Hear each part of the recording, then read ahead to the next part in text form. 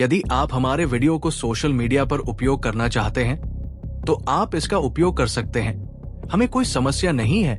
हमारे Nobel of king channel को subscribe करें और लाइक करें, शेयर करें। ऐसा हो ही नहीं सकता कि समाधि पत्थर वहां न हो, लैंगजिंग ने कहा। संप्रदाय बहुत सारे बदलावों से गुजर रहा था। नक्शा पूरी तरह से गलत था। ऐसा लग रहा था जैसे संप्रदाय ने अपने सभी स्थान बदल दिए हो सकता है कि आपने जिस जगह का जिक्र किया हो वो किसी दूर की जगह पर चली गई हो। मुझे बस इतना पता है कि मुझे वह जगह नहीं मिली। दक्ष ने अपनी मासूमियत बरकरार रखी। लैंगजिंग ने छाया की दिशा में देखा। क्या तुमने नहीं कहा था कि लड़के के असफल होने की कोई संभावना नहीं है? हमारे पास ये पता लगाने का एक अवसर था और उसने उसे बर्बाद कर दिया। मैं अपने मालिक को कैसे जवाब दूंगा? एक बूढ़ा आदमी छाया से बाहर आया। दक्ष ने चौंकने का नाटक किया जैसे कि उसे पता ही नहीं था कि वहां कोई व्यक्ति है। दक्ष, मुझे कहना होगा कि तुमने मुझे निराश किया है। मुझे लगा था कि तुम जो कुछ भी कर सकते हो उससे कर पाओगे। मुझे ये भी नहीं पता कि मैं तुम्हें जहर से मरते देखना चाहता हूँ या खुद तुम्हें मार डालना चाहता हूँ। लैंगजिंग ने दक्ष से कहा। वो स्पष्ट रूप से परेशान दिख रहा था। मुझे परवाह नहीं है कि तुम उसे कैसे मारोगे। जो चीज मैं चाहता हूँ वो मेरे हाथ में नहीं है। मैं उस जगह पर अपने आकाओं को कैसे जवाब दे सकता हूँ? बूढ़े आदमी ने लैंगजिंग से कहा। लैंगजिंग को जवाब देने के लिए शब्द नहीं मिले। मैं पहले से ही उस क्रोध को देख सकता हूँ जिसका सामना मुझे करना पड़ेगा। दक्ष ने बूढ़े आदमी को देखा। वह देख सकता था कि वह आदमी संप्रदाय के गुरु और प्रधान बुजुर्ग से थोड़ा कमजोर था, लेकिन फिर भी वह बड़े बुजुर्गों से ज्यादा ताकतवर था। मुझे खेद है पिताजी, मैंने आपको निराश किया, लेकिन मुझे अभी भी विश्वास नहीं हो रहा है कि उसे वह हार नहीं मिला। वह निश्चित रूप से झूठ बोल रहा है। मुझे बस एक और चीज की जांच करने दीजिए ताकि मैं सुनिश्चित हो जाऊं, लैंगजिंग ने उत्तर दिया। उसने एक छोटी सी फॉर्मेशन डिस्क निकाली। दक्ष ने उस डिस्क को पहचान लिया। यह वही डिस्क थी जिसे उसने पहले देखा था। लैंगजिंग ने दक्ष को इस डिस्क के बारे में बताया था। यह एक ऐसी वस्तु थी जो उसे किसी खंडहर में मिली थी। अगर कोई व्यक्ति डिस्क को अपने हाथ में लेकर कुछ वादा करता है तो वह एक बाध्यकारी वादा होता है। अगर वादा करने वाला व्यक्ति अपना वादा पूरा नहीं करता तो वह मर जाएगा। कम से कम लैंगजिंग ने उसे यही बताया था। इसे पकड़ो, लैंगजिंग ने डिस्क को दक्ष की ओर फेंका। दक्ष ने डिस्क पकड़ ली। अगर तुम झूठ नहीं बोल रहे हो तो वही करो जो मैं कहता हूँ, लैंगजिंग ने कहा। शपथ लो कि तुम हमसे कभी झूठ नहीं बोलोगे। दक्ष ने डिस्क की ओर देखा लेकिन कुछ नहीं कहा। किसी भी बात की चिंता मत करो, शपथ लो, जुन ने दक्ष से कहा। क्या मतलब है तुम्हारा? अगर मैं सच बताऊं तो क्या मैं मुसीबत में नहीं पड़ जाऊंगा? दक्ष ने उससे पूछा। डिस्क सक्रिय नहीं है। मैं जो देख सकता हूं उससे लगता है कि इसकी ऊर्जा समाप्त हो गई है। पिछली बार जब उसने तुम पर डिस्क का इस्तेमाल किया था तब भी इसमें कुछ ऊर्जा रेखाएं काम कर रही थी, लेकिन अभी कुछ भी नहीं है। सामान्य लोग इसे नहीं देख सकते, लेकिन मैं देख सकता हूँ। ये चीज काम नहीं कर रही है, जुन ने दक्ष से कहा। क्या हुआ? डर गए? तुम जरूर कुछ छिपा रहे हो, लैंगजिंग ने मुस्कुराते हुए कहा। अब तक बूढ़ा आदमी भी कुछ संदिग्ध हो गया था। मैं, दक्ष, शपथ लेता हूँ कि मैं अपने सामने खड़े दो लोगों से कभी झूठ नहीं बोलूंगा, दक्ष ने शपथ ली। लैंगजिंग हैरान था कि दक्ष ने इतनी अचानक शपथ ले ली। उसे उम्मीद नहीं थी कि वह ऐसा करेगा, लेकिन फिर भी उसे अपने दिल में विश्वास था कि दक्ष के पास हार है। जब उसने शपथ के बारे में बात की तो वह दक्ष के चेहरे पर झिझक देख सकता था। उसे लगा कि वह इसके बारे में चिंतित था। लैंगजिंग ने चेहरे पर सख्त भाव के साथ दक्ष को देखा। मुझे बताओ, क्या तुम्हारे पास वह हार है जिसे ढूंढने के लिए मैंने तुमसे कहा था? लैंगजिंग ने पूछा। नहीं, दक्ष ने चेहरे पर कोई चिंता लाए बिना जवाब दिया। क्या तुम्हें वह हार दिव्य स्वर्ग संप्रदाय के अंदर मिला? लैंगजिंग ने पूछा। मैंने नहीं सोचा, दक्ष ने जवाब दिया। लैंगजिंग ने बस लॉन्ग चेन को खाली निगाहों से देखा। वह बिना मरे झूठ कैसे बोल रहा था? जब तक कि यह सच में झूठ न हो। बूढ़े आदमी ने गुस्से से लैंग जिंग को देखा। उसे अब यकीन हो गया था कि लैंग जिंग की योजना विफल हो गई थी।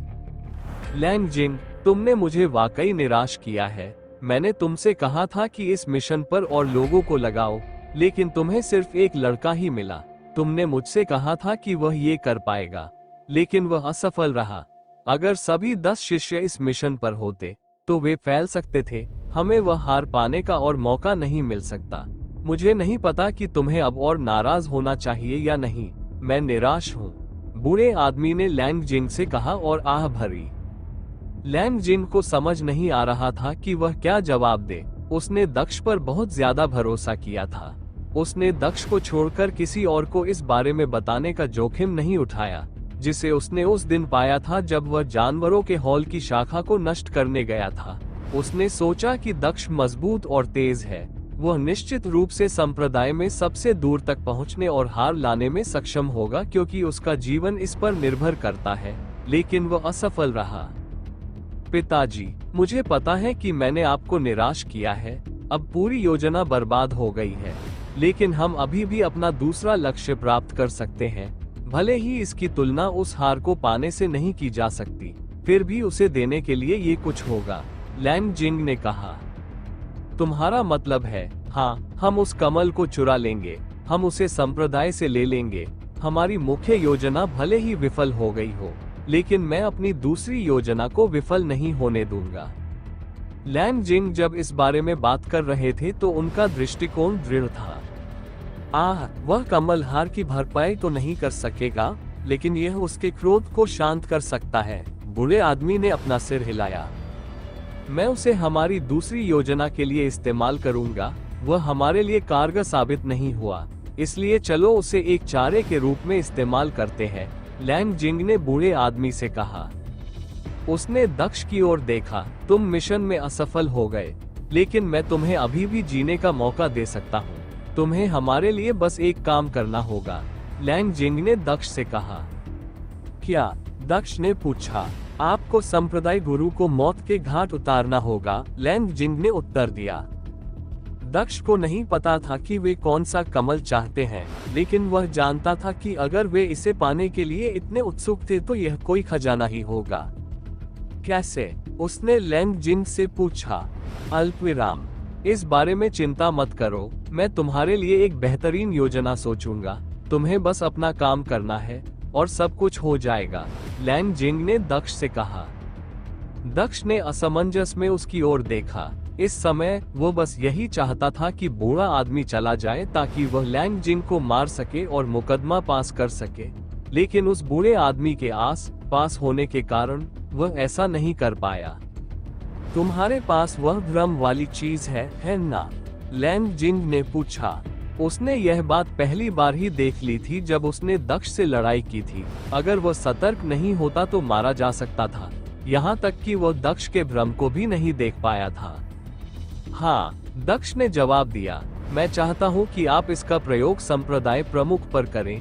जब तक यह उस पर काम करता है, तब तक बाकी सब बच्चों का खेल होगा, लैंग जिंग ने कहा। वह भ्रम जानता है, क्या ये काम करेगा? बूढ़े आदमी ने आश्चर्य से पूछा। उसे इस बारे में पता नहीं था। ऐसा होना चाहिए, उसके भ्रम वास्तव में अच्छे हैं, लैंग जिंग ने बूढ़े आदमी से कहा। मैं देखना चाहता हूँ कि यह काम करता है या नहीं, इसे मुझ पर आजमाओ, बूढ़े आदमी ने कहा। यह उन दोनों को मारने का एक अच्छा अवसर होगा, लेकिन वह बूढ़ा आदमी बहुत शक्तिशाली है। वह सांप सम्राट से भी अधिक शक्तिशाली है। मुझे यकीन भी नहीं है कि उसका कौशल बूढ़े आदमी पर काम करेगा या नहीं। मैं अभी उनकी योजना के अनुसार ही चलूंगा जब तक मुझे अवसर नहीं मिल जाता। फिर इस संप्रदाय को अलविदा कह दूंगा, दक्ष ने सोचा। उसने आदमी की ओर देखा और अपने भ्रम के नियम का उपयोग करके बूढ़े आदमी को एक उड़ता हुआ खरगोश दिखाया। दक्ष को अपने दिमाग पर अधिक दबाव महसूस हो रहा था, क्योंकि उसने बूढ़े आदमी पर अपना भ्रम डाला था। भले ही भ्रम काम कर गया, लेकिन तनाव बहुत ज्यादा था। उनकी खेती में भी अंतर मामूली नहीं था, इसलिए ये तय था। ये भ्रम बूढ़े आदमी पर काम कर गया और वो अपनी हंसी रोक नहीं सका। हाँ हाँ हाँ, ये देखकर आश्चर्य होता है कि कोई व्यक्ति इस महाद्वीप पर ऐसा कुछ कर सकता है। यदि असंख्य मृगतृष्णा संप्रदाय को इस लड़के के बारे में पता होता तो वे उसे तुरंत अपना शिष्य बना लेते। एक पृथ्वी क्षेत्र साधक होने के बावजूद एक अर्धचरण स्वर्ग क्षेत्र साधक पर इतनी सफलतापूर्वक भ्रम पैदा कर पाना कोई आसान काम नहीं है। बूढ़े व्यक्ति ने कहा, क्या तुमने भ्रम के नियम को समझा? मैं असंख्य मृगतृष्णा संप्रदाय के किसी व्यक्ति से मिला हूँ, वे भी यही अध्ययन करते हैं। आश्चर्य की बात है कि तुमने इतनी कम उम्र में भी इतनी गहन समझ हासिल कर ली। अगर मैं तुम्हें गुरु के पास ले जाऊं तो शायद वे खुश हो जाएं। बूढ़े व्यक्ति ने दक्ष से कहा, बच्चे, अगर तुम ये काम सही से करोगे तो मैं तुमसे वादा करता हूँ कि तुम्हारा भविष्य तुम्हारी कल्पना से भी अधिक उज्जवल होगा। मैं तुम्हें अपने साथ एक बहुत बड़ी जगह पर ले जाऊंगा। तुम्हारा जीवन व्यवस्थित हो जाएगा। तुम महानता के लिए किस्मत में लिखे होगे। बूढ़े आदमी ने कहा, मुझे कहाँ ले चलो? दक्ष ने पूछा। जब तक मौका था वह उस आदमी से और अधिक जानकारी हासिल करना चाहता था। यह एक ऐसी जगह है जो इस पिछड़े महाद्वीप से जुड़ी नहीं है। आप देखेंगे कि दुनिया कितनी बड़ी है, लेकिन ये तभी संभव है जब आप सफल होंगे। अगर आप हमारी मदद भी नहीं कर सकते तो मुझे आपकी मदद करने का कोई कारण नहीं दिखता। बूढ़े व्यक्ति ने कहा, जब आप ऐसा करेंगे तो मैं आपको और बताऊंगा। ठीक है, दक्ष ने अपना सिर हिलाया। यहाँ ये दमनकारी गोली ले लो। यह 1 सप्ताह तक जहर का असर कम कर देगी। यदि तुम हमारी मदद करते हो तो तुम बच जाओगे और अधिक ऊंचाइयों तक पहुंचोगे, और यदि तुम असफल हो गए तो तुम मर जाओगे। तुम अब वापस जा सकते हो। मैं तुम्हें बताऊंगा कि हमारी तरफ से सब कुछ तैयार होने के बाद क्या करना है और कैसे करना है। लैंग जिंग ने दक्ष से कहा। दक्ष ने कुछ देर तक उनकी ओर देखा और फिर उठकर वहां से चला गया। पिताजी, क्या आप सचमुच उसे हमारे साथ उस जगह ले जा रहे हैं? लैंग जिंग ने बूढ़े आदमी से पूछा। हाँ, तुम नहीं जानते कि वह भ्रम के नियम में कितना महान हो सकता है। जब तुम वहां जाओगे तो तुम्हें पता चल जाएगा। मायरीड मिराज संप्रदाय कोई छोटी जगह नहीं है। यह वहां के अधिपतियों में से एक है।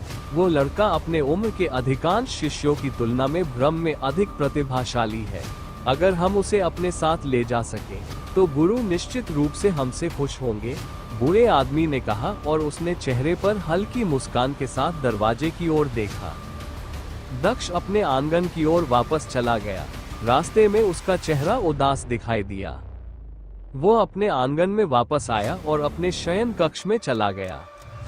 बस मेरी किस्मत, उस बूढ़े आदमी को मेरे लिए मुसीबत खड़ी करने के लिए कहीं से भी आना पड़ा। अगर वह वहां नहीं होता तो लैंग जिंग को मारना बहुत आसान होता। मुझे बस उसे बाहर लाना था। वह लैंग जिंग को अपनी जगह पर फंसा लेता और मैं उसे मार सकता था। अब सब कुछ खराब हो गया है। दक्ष ने अपने बिस्तर पर लेटते हुए कहा। अगर मैं गलत नहीं हूँ तो वह आदमी संप्रदाय में ही रह रहा था। जब मैं पिछले कुछ समय से लैंग जिंग के आंगन में गया था तो वह निश्चित रूप से वहां नहीं था। इसका मतलब ये हो सकता है कि वह बिना किसी को पता लगे संप्रदाय को छोड़कर आ सकता है, जो उसकी साधना को देखते हुए अजीब नहीं है। एक आधा कदम स्वर्ग क्षेत्र साधक, संप्रदाय गुरु और प्रधान बुजुर्ग को पहले चरण के स्वर्ग क्षेत्र साधक होना चाहिए। उसने छत की ओर देखते हुए कहा। मैं ज्यादा समय नहीं ले सकता। दिव्य स्वर्ग संप्रदाय के पास जो कुछ हुआ उसकी खबर संप्रदाय तक पहुंच सकती है। बस एक बात अच्छी है कि डार्क सोल संप्रदाय का स्थान कोई नहीं जानता। खबर आने में निश्चित रूप से काफी समय लगेगा, लेकिन मैं ज्यादा देरी नहीं कर सकता। क्या मुझे आज रात लैंग जिंग के घर जाने की कोशिश करनी चाहिए? वह बूढ़ा आदमी हर बार वहां नहीं होता। हो सकता है कि वह रात को वहां न हो। अगर ऐसा है तो मैं अपनी ज्यादातर समस्याओं का समाधान कर सकता हूँ। मैं उसे मार सकता हूँ और फिर अपनी ताकत पर लगा प्रतिबंध हटवा सकता हूँ। दक्ष ने अपनी आंखें बंद कर ली और सो गया। वह केवल 5 घंटे ही सो पाया और उसकी आंखें खुली। रात के करीब 1 बजे थे। दक्ष बिस्तर से उतरा और आंगन से बाहर चला गया। रात में सन्नाटा था। सिर्फ पत्तों के आपस में टकराने की आवाज आ रही थी, जो पास के पेड़ों से आ रही थी। ठंडी हवा बह रही थी, जिससे पत्ते हिल रहे थे। चांद आसमान में ऊंचा था। लेकिन चांद चमक नहीं रहा था। आज बहुत अंधेरा लग रहा था। चांद भी बहुत बड़ा लग रहा था। आज रात आसमान कुछ उदास लग रहा था। दक्ष ने अपनी आत्मिक तलवार निकाली और उस पर पैर रख दिया। तलवार आसमान में ऊंची उड़ गई और अपने साथ लॉन्ग चेन को भी ले गई। जब वह आसमान में ऊपर उड़ रहा था तो उसने देखा कि जमीन पर पहरेदार गश्त कर रहे थे। हालांकि पहरेदार आसमान पर नजर नहीं रख रहे थे। आसमान पर नजर रखने वाले पहरेदारों को संप्रदाय की सीमाओं पर नियुक्त किया गया था ताकि कोई भी अनधिकृत व्यक्ति हवा का उपयोग करके संप्रदाय में प्रवेश न कर सके। लेकिन संप्रदाय के अंदर हवा इतनी सख्ती से संरक्षित नहीं थी। पहरेदार कभी कभी ऊपर देखते थे, लेकिन वे जमीन पर ज्यादा ध्यान देते थे। दक्ष बिना किसी चिंता के उड़ गया। ये भी अच्छी बात थी कि उसके पास तलवार थी। अब उसे उड़ने के लिए सन डिस्ट्रॉयर कोंडोर का इस्तेमाल नहीं करना पड़ा, क्योंकि उसके पंखों की वजह से हवा चलती थी, जिससे शायद जमीन पर मौजूद कुछ गार्ड सतर्क हो जाते। दूसरी ओर उसके स्वर्गीय दानव पंख चमक रहे थे, इसलिए ये भी एक समस्या हो सकती थी। अब दक्ष के पास आंदोलन के लिए 3 विकल्प थे और उसने अपनी तलवार चुनी। यद्यपि उसकी तलवार की गति उसके स्वर्गीय दानव पंखों या उसके सूर्य विध्वंसक कोंडोर की गति की तुलना में सबसे धीमी थी, फिर भी ऐसी स्थिति में ये सबसे अच्छा समाधान था। लैंग जिन के घर पहुंचने में उसे ज्यादा समय नहीं लगा। दक्ष ने लैंग जिन के घर के पास पहुंचते ही खुद को अंधेरे में छिपाने के लिए अपनी छाया परिवर्तन मार्शल कौशल को सक्रिय कर दिया था। वह नहीं चाहता था कि अगर वह यहाँ होता तो बूढ़ा आदमी उसे पकड़ लेता। हालांकि उसे उम्मीद थी कि वह यहाँ नहीं होगा, लेकिन उसने बिना सावधानी के अंदर जाने का जोखिम नहीं उठाया। जैसे ही दक्ष अपने गंतव्य के पास पहुंचा, वह जमीन पर उतरा और तलवार वापस रख दी। उसने अपनी दिव्य इंद्रिय को अपने चारों ओर फैलाया, ये देखने के लिए कि बूढ़ा आदमी यहाँ है या नहीं। दक्ष ने लैंग जिन को अपने कमरे में देखा, वह साधना कर रहा था। लैंग जिन के अलावा दक्ष किसी और को नहीं देख सका। लगता है मैं सही था, वो आदमी यहाँ नहीं है, दक्ष ने सोचा। उसने सर्प सम्राट को संदेश भेजा और उसे तैयार रहने को कहा। उसने सर्प सम्राट से ये भी कहा कि जब उसे बुलाया जाए तो वह कोई शोर या ध्वनि न करे। वो बस ये चाहता था कि सांप सम्राट लैंग जिन को उसकी जगह पर रोके रखे ताकि कुछ भी गलत न हो और उसे पहले से सचेत न करे। दक्ष धीरे धीरे लैंग जिन के आंगन की ओर चला गया। वो दरवाजे के दूसरी तरफ खड़ा था और अपने स्पेस लॉ का इस्तेमाल करके लैंग जिन के आंगन में टेलीपोर्ट हो गया। वो पहले ही अपने घर के अंदर जा चुका था और अपना कमरा देख चुका था, इसलिए उसे अंदर टेलीपोर्ट होने में कोई परेशानी नहीं हुई। दक्ष का छाया रूपांतरण अभी भी सक्रिय था। हालांकि वह जानता था कि लैंग जिन साधना कर रहा था, लेकिन वह यह नहीं कह सकता था कि वह अपने आस पास की चीजों से पूरी तरह अनजान था। उसके जैसा व्यक्ति पूरी तरह से अनजान नहीं होगा। दक्ष ने भी पूरी कोशिश की कि उसकी हत्या की मंशा किसी को पता न चले। वह नहीं चाहता था कि उसकी हत्या की मंशा लैंग जिन को सचेत कर दे। वह जानता था कि जब वह उस पर हमला करेगा तो उसकी हत्या की मंशा सामने आ जाएगी, लेकिन वह नहीं चाहता था कि यह बात उससे पहले ही सामने आ जाए। इसलिए उसने अपने मन को जितना हो सके उतना शांत रखा। दक्ष बिना कोई आवाज किए उसके कमरे के पास पहुंच गया। लैंग जिन दीवार की ओर मुंह करके साधना कर रहा था। दक्ष उसके पीछे हमला करने के लिए तैयार खड़ा था। वो सांप सम्राट को बाहर लाया। सांप सम्राट स्टोरेज रिंग से बाहर आया और तुरंत अपना लक्ष्य पा गया। सर्प सम्राट ने अपने कौशल का उपयोग करके लैंग जिन को एक स्थान पर पकड़ लिया, जिससे वह हिलने डुलने में असमर्थ हो गया। लैंग जिन ने अपनी आंखें खोली क्योंकि उसे प्रतिबंध महसूस हुआ। चाहे उसने कितनी भी कोशिश की हो, वह हिल नहीं सका। वह बोलने ही वाला था कि एक तलवार उसकी गर्दन में घुस गई। दक्ष ने अपना चेहरा लैंग जिन के कानों के करीब लाया और उसके कानों में फुसफुसाया। ये हमें समान बनाता है। लैंग जिन ने खांसते हुए मुंह से रक्त निकाला। उसने आवाज पहचान ली और समझ गया कि उस पर हमला किसने किया था। दक्ष ने अपनी तलवार घुमाई और लैंग जिन का सिर उसके धड़ से अलग कर दिया। उसने ये सुनिश्चित किया कि जमीन पर रक्त की एक भी बूंद न रह जाए। वह नहीं चाहता था कि किसी को पता चले कि उसने लैंग जिन को मार दिया है। उसने सांप सम्राट को वापस अपने भंडारण रिंग में भेज दिया। दक्ष ने शव को अपने भंडारण रिंग में रखा और वहां से चला गया। वो जल्दी से आंगन से निकलकर अपने घर की ओर उड़ चला। कुछ देर बाद दक्ष अपने आंगन के पास पहुंचा। उसने तलवार को अपने स्टोरेज रिंग में रखा और अपने बेडरूम में टेलीपोर्ट हो गया। सब ठीक रहा। दक्ष ने बड़बड़ाते हुए बिस्तर पर गिर पड़ा। वह अपने बिस्तर पर लेटा हुआ था, लेकिन उसने महसूस किया कि उसके आस पास का माहौल बदल गया है। कमरे में अंधेरा छा गया और उसने खुद को एक बड़े मंदिर जैसे स्थान के सामने पाया। उसने अपने सामने एक गुलाबी बालों वाली लड़की को भी तैरते हुए देखा। जून ने वही कपड़े पहने थे जो वह हमेशा पहनती थी, लेकिन आज वह अधिक खुश दिख रही थी। दक्ष देख सकता था कि वह खुश थी, संभवतः इसलिए क्योंकि उसने अपना परीक्षण पूरा कर लिया था। तुमने कर दिखाया। द्वितीय रक्तरेखा परीक्षण पूरा करने पर बधाई। तुम्हारी शक्ति पर लगा प्रतिबंध हटा दिया गया है। अब तुम अपनी 100% शक्ति का उपयोग कर सकते हो। दक्ष उसकी उत्तेजना देखकर मुस्कुराए बिना नहीं रह सका। तुम मुझसे ज्यादा खुश लग रही हो, क्या इसका कोई कारण है? दक्ष ने उससे पूछा। नहीं, सच में नहीं, बस अब तुम अपनी पूरी ताकत लगा सकती हो। मुझे तुम्हारे मरने की चिंता करने की जरूरत नहीं है, जुन ने कहा। ऐसा नहीं है कि अगर मैं कमजोर रहती तो मर जाती। तुम्हें पता है कि मेरे पास अपनी जान बचाने के अपने तरीके हैं, दक्ष ने उसे जवाब दिया। मैंने तुम्हारे सारे तरीके देखे हैं और उन्हें असफल होते भी देखा है। क्या इसी तरह तुम डार्क सोल संप्रदाय में नहीं पहुंचे? जून हंसने लगा। वो एक बार की बात थी।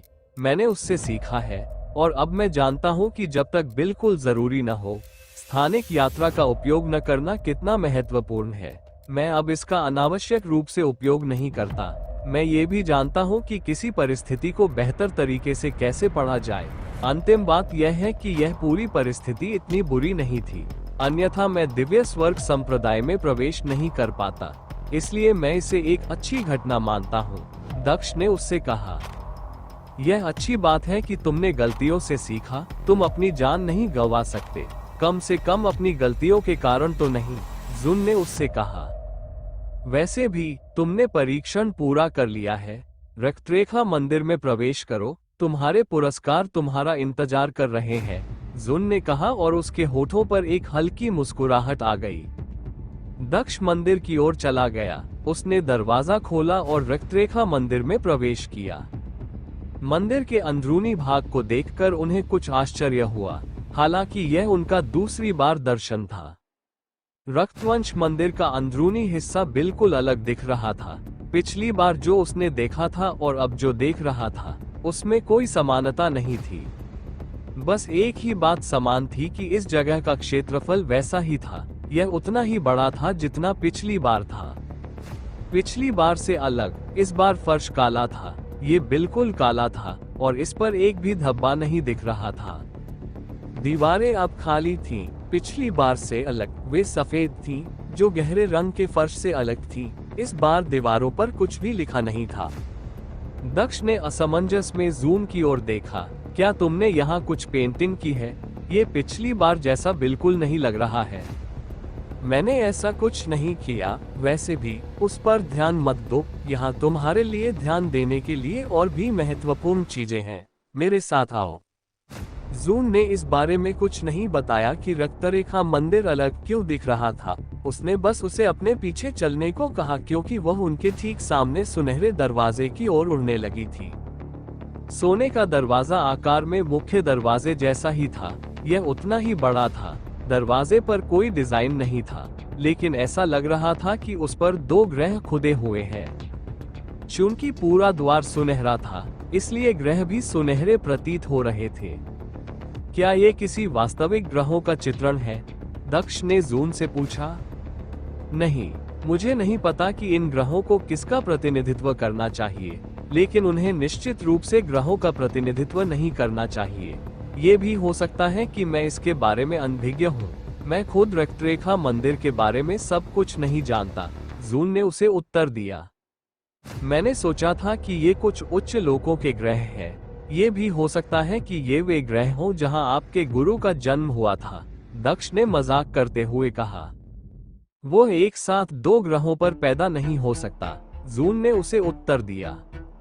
दूसरा ग्रह वो हो सकता है जहां उसकी पत्नी का जन्म हुआ था। मैं यहाँ केवल अनुमान लगा रहा हूँ, दक्ष ने कहा। उसकी कोई पत्नी नहीं थी, जहां तक मुझे पता है। उसका कोई प्रेमी भी नहीं था। मुझे नहीं पता क्यों, लेकिन वह अकेला था, जून ने आह भरते हुए जवाब दिया। अंदर आओ, ऐसे मामलों पर बात करने की कोई जरूरत नहीं है, जून ने दक्ष से कहा। दक्ष ने भारी दिखने वाले दरवाजे को आसानी से खोला और उस जगह के अंदर कदम रखा जो एक कमरे जैसा लग रहा था। दक्ष ने खुद को दूसरे कमरे में पाया जो रक्तरेखा मंदिर के मुख्य हॉल जितना ही बड़ा था। इस कमरे का फर्श सफेद और दीवारें काली थी, जो मुख्य हॉल के बिल्कुल विपरीत थी। कमरे के दूसरे छोर पर एक और सुनहरा दरवाजा था, ठीक उसी तरह जैसा जिससे वो अंदर आया था। उसके सामने एक मेज थी जिस पर कांच की एक छोटी शीशी रखी थी। शीशी के अंदर कुछ गोलियां थीं। दक्ष मेज की ओर चला गया और उसे देखने लगा। वो मेज के पास गया और शीशी हाथ में उठा ली। अब वह साफ देख सकता था। शीशी के अंदर 3 गोलियां थीं। ये गोलियां क्या है? उसने जून से पूछा। अपने सर्वोच्च स्पिरिट ग्रेड अल्केमिस्ट ज्ञान के बावजूद वह गोलियों को पहचानने में सक्षम नहीं था। ये किसी भी अन्य गोली से अलग थी जिसे उसने पहले कभी देखा था। गोलियां भी शीशी की तरह अर्ध पारदर्शी थी। तुम्हें याद है कि मैंने तुमसे कहा था कि तुम्हारे शरीर में मौजूद जहर के बारे में चिंता मत करो, है ना? जून ने दक्ष से पूछा। हाँ, आपने कहा था कि अगर मैंने लैंग जिंग को मार दिया और रक्तरेखा परीक्षण पूरा कर लिया तो मुझे रक्तरेखा मंदिर द्वारा ठीक कर दिया जाएगा, दक्ष ने जवाब दिया। बिल्कुल, मैंने ऐसा इसलिए कहा क्योंकि मुझे एक इनाम के बारे में पता था। जो चीज तुम अपने हाथ में पकड़े हुए हो उसमें 3 स्वर्ग कायाकल्प की गोलियां हैं। ये गोलियां वाकई खास है। चाहे तुम्हें कोई भी बीमारी हो, ये गोलियां तुम्हें ठीक कर सकती है। ये तुम्हारे जहर को आसानी से ठीक कर सकती थी, जून ने दक्ष को समझाया। ओह, तो ये उस सफाई द्रव की तरह काम करते हैं जिसे मैंने दिव्य स्वर्ग संप्रदाय के अंदर पिया था। यह अच्छा है। हालांकि मैं ऐसी स्थिति फिर से नहीं होने दूंगा, लेकिन अगर मुझे फिर कभी जहर दिया गया तो मैं खुद को ठीक कर पाऊंगा, दक्ष ने बड़बड़ाया।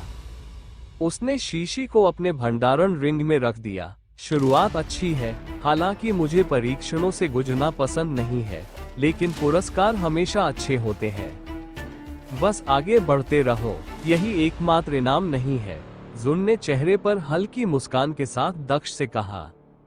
दक्ष कमरे के दूसरी तरफ के दरवाजे की ओर चलने लगा और इस कमरे से बाहर निकलते ही उसने दरवाजे को धक्का देकर खोल दिया। वो अगले कमरे में गया, जो पिछले कमरे जितना ही बड़ा लग रहा था। इस बार पूरा कमरा सफेद था। कमरे में हर जगह रोशनी के गोले तैर रहे थे।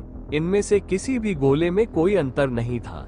ये सभी प्रकाश के गोले नीले रंग के एक जैसे शेड के थे। इनका आकार भी एक जैसा था। इनका व्यास सिर्फ 30 सेंटीमीटर था। यह क्या है? दक्ष ने जून से पूछा। यह मुझे डार्क सोल सेक्ट के स्किल स्पेस की याद दिलाता है। क्या यह वही है? ये कुछ ऐसा ही है। इनमें से प्रत्येक क्षेत्र में एक कौशल होता है। कुछ कौशल बेहतर होते हैं, जबकि कुछ तुलनात्मक रूप से बदतर होते हैं। आपको जो बात जाननी चाहिए वह ये है कि यहाँ मौजूद सबसे खराब कौशल भी अब तक आपने देखे गए अधिकांश कौशलों से बेहतर है, जून ने अस्पष्ट स्पष्टीकरण दिया। मैं यहाँ से कितने कौशल चुन सकता हूँ? दक्ष ने फिर पूछा। आप 2 कौशल चुन सकते हैं। जैसे ही आप 2 कौशल चुन लेंगे, बाकी सभी क्षेत्र गायब हो जाएंगे। आपको बस एक भाला छूने की जरूरत है और उसके अंदर का कौशल चुना जाएगा, जून ने उसे बताया। ठीक है। दक्ष कमरे में घूमता हुआ प्रकाश के गोलों को देख रहा था। चाहे उसने कितनी भी कोशिश की, वो इन प्रकाश के गोले में कोई अंतर नहीं कर सका। ऐसा लगता है कि इस बार सब कुछ किस्मत पर निर्भर है। मैं बिना सोचे समझे ही आगे बढ़ सकता हूँ और कोई भी गोला चुन सकता हूँ जिसे मैं चुनना चाहूँ। दक्ष ने अपना हाथ बढ़ाया और एक गोलाकार वस्तु को छुआ। ये कौशल पुस्तक में तो नहीं बदला, लेकिन उसने अपने दिमाग में एक कौशल के बारे में ज्ञान पाया। ऐसा लगा जैसे कौशल पुस्तक उसके दिमाग में अंकित हो गई थी। यदि आप हमारे वीडियो को सोशल मीडिया पर उपयोग करना चाहते हैं तो आप इसका उपयोग कर सकते हैं। हमें कोई समस्या नहीं है। हमारे नोबल ऑफ किंग चैनल को सब्सक्राइब करें और लाइक करें, शेयर करें। आभा कौशल का वर्णन पढ़ते हुए लॉन्ग चेन ने आश्चर्य से कहा, क्या कोई ऐसा कौशल है जो सिर्फ अपने आभा मंडल से प्रतिद्वंद्वी को कमजोर कर सकता है?